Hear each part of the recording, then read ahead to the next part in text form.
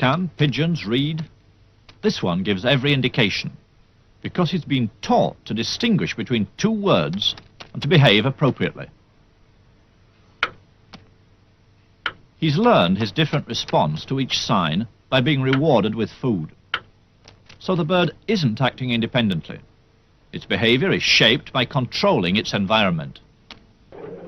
The first task was to isolate an individual piece of behavior and see how that could be changed. Skinner did this by keeping individual pigeons at about 3/4 of their normal weight, so that the birds were always hungry, and food could be used as an automatic reward. The pigeon was studied in a uniform box, one it quickly grew used to. One piece of behavior, pecking a coloured disc, was measured on a graph.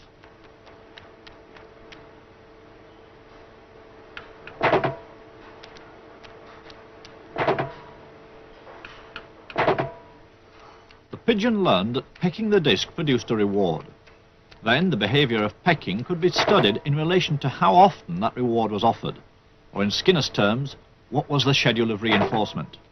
The main thing is what we call schedules of reinforcement. Reinforcement is what the layman calls reward, and you can schedule it so that a reward occurs every now and then when a pigeon does something. We usually use a response with a pigeon pecking a little disc, a little spot in the wall, and you can reinforce with food, but you don't reinforce every time. You're perhaps every 10th time, or perhaps only once every minute or something like that. There are a very large number of schedules, and they have their special effects.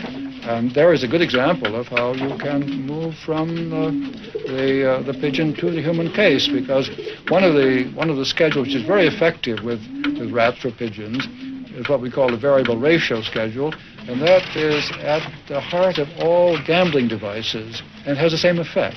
The pigeon can become a pathological gambler just as a person can.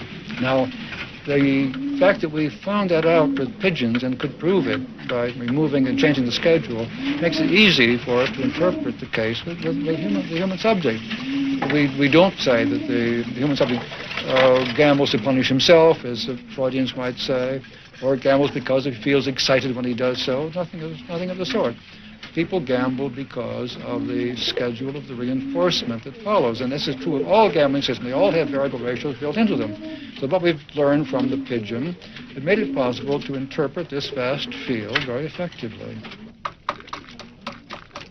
Where does that leave free will? Because we all think we have a choice whether to do things or not to do things. Yes. Well, you see, it leaves it in the position of a fiction. We have assumed somehow or other that these internal states, feelings, and so on, have initiated something. They have started something. They have created. We have done something in a voluntary way. We have willed to act.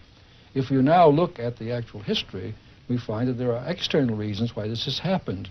In other words, by discovering the causes of behavior, we can dispose of the imagined internal cause.